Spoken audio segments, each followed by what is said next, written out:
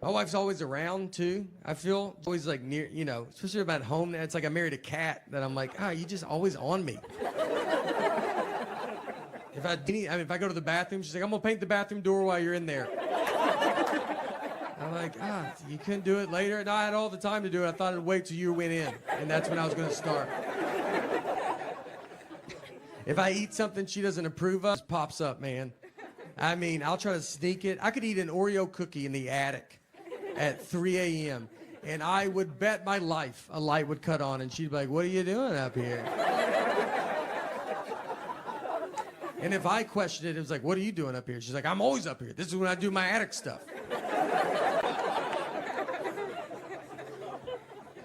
She put Life 360 on my phone.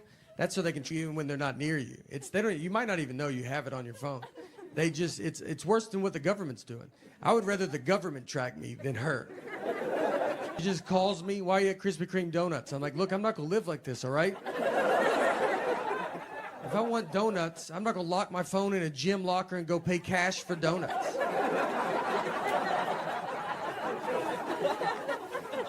Done it, but I'm not gonna do it every time.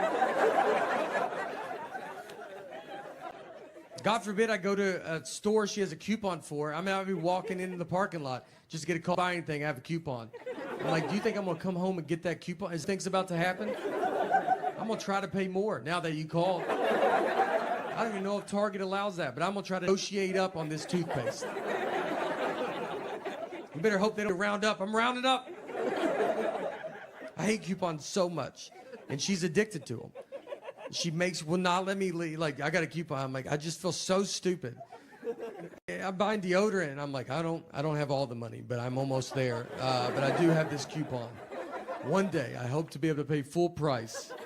We are saving up as much as we can.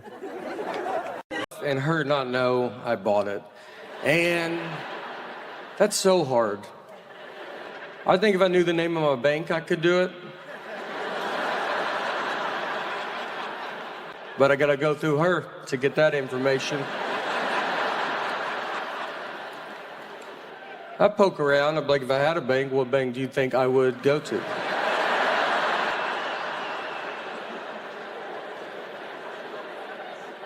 I also once a week walk into a bank. Hello, is my money in this bank?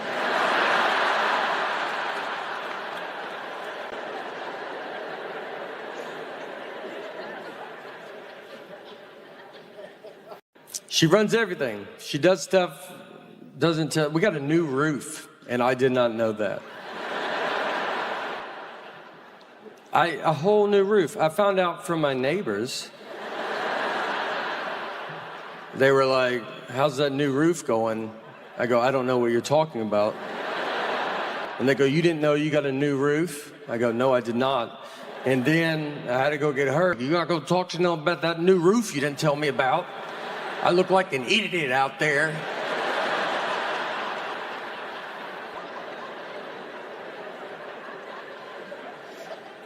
Our wedding, it was not good.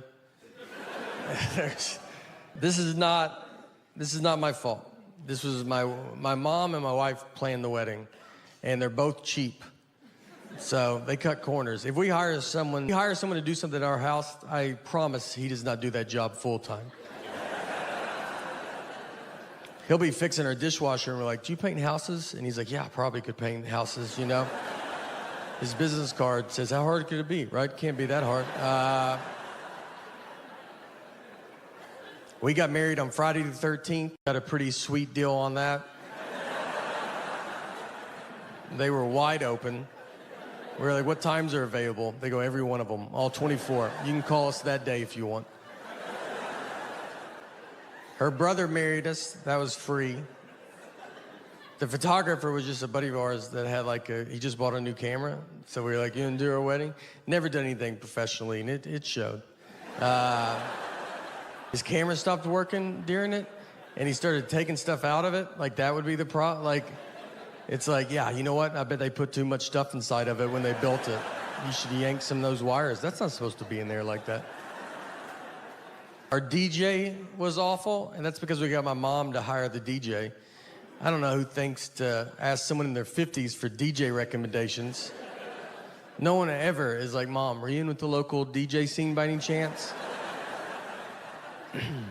She hired someone older than her. He just had CDs, and this was when computers were doing real good.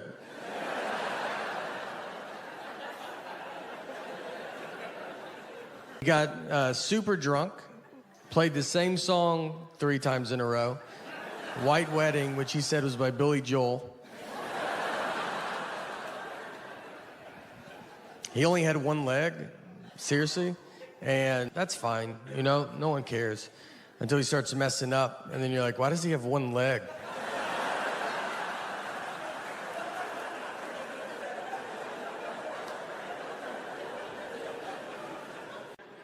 Daughter's still in our bed too, and parents don't like that when you say it. They're like, you got to keep them outside, don't look at them. It's my fault. So we had a kid late in life. We have 1 kid, and so we're kind of hitting all the sights. And I would be, when I get home, travel a bunch, and I get home, I'd want us to all sleep in the bed together. And I've kind of built up a habit now, and it's happening. So it's tough though, because kids don't know how to sleep. I mean, she makes king bed feel like a twin. I mean, I'm on the edge. When I sleep alone in a hotel, I have to sleep with my head on the nightstand. It's the only way I know how to go to bed. She gets size upside down. If you woke up upside down tomorrow, you would go to the hospital. She's also apparently going through menopause because she's the hottest human being that's ever lived. I'm not freezing at night. She just kicks all the covers off, and you're like, yeah, no, you go ahead. It's your bed. We're lucky to be in it. She's got to, at some point, you know? I don't know. She'll be 37 years old. Hey, can I get in the bed with you guys? Her kids are upstairs asleep in their bed. Her husband left a while ago. He ain't go. When I first moved to New York, I was there 3 months from Nashville, Tennessee. And I remember one night we would do comedy, then we'd always go eat at like a diner really late. And one night I'm sitting, I go to this diner, I'm sitting in the back, and this guy walks in with a seeing-eye dog. But he's like pretending to be blind. Like he's not, like I'm really good at telling when people are fake blind. And I was like, this guy's not blind, you know? He walked in, he made a big announcement to it. He's like, hey, I'm blind, everybody, I'm blind. And then he started just knocking everything off everybody's table. Like, oh, I wish I could see what's going on, but I can't because I'm blind. And he had a seeing-eye dog. He was leading the dog around the whole time. The dog never got in front of him. And I was like, it doesn't work like that, you know? Like, I don't think the dog builds confidence and is like, do some of these on your own. I just want to see, you know, if you get it. Like, so I'm watching all this happen. I'm getting pretty upset about it, you know, because I just moved to the north from the south, so I still cared about people. And I was like, I gotta do something, you know? And so they kick him out, and they get us outside, and I go out there, I look, I was like, all right, let me go. In my Mayberry head, I think this is New York's biggest problem. And I go over to him, I was like, what's wrong with you, man? Like, why would you pretend to be blind? Like, how would you feel if you really were blind? And he was like, how would you feel if you were blind? I was like, what does that even mean? And then he sprayed me with mace. And he was so accurate. You know, it wasn't like, oh, I hope I get him. It was both eyeballs. The bridge of my nose wasn't even wet. That's how good he was. And when you play with mace, you can see for a second. And I remember, like, I was like sitting there, and I look up, and he runs across the street, and he gets hit by a cab. For real, it wasn't bad. Like the cab, like just kind of bumped in. I mean, it wasn't good, but it wasn't, you know, like he's fine. I think he's fine. He could see after. No, I don't know. But he falls into the sidewalk. But I remember like thinking, I was like, I saw that cab. Like he definitely should have seen it, you know. So it was like, all right. I mean, odds are he's probably blind, you know. It's his first day or something. I don't know. Like maybe he's going through a lot, and I should have just backed up. Everybody asked too. They're like, oh, was it? They would want to know. They're like, would you get sprayed with pepper spray or mace? And it's like, I don't know what kind of life are you living if you could tell the difference. If I knew something, I don't know. Could have been hairspray. I don't know. What do you? Thank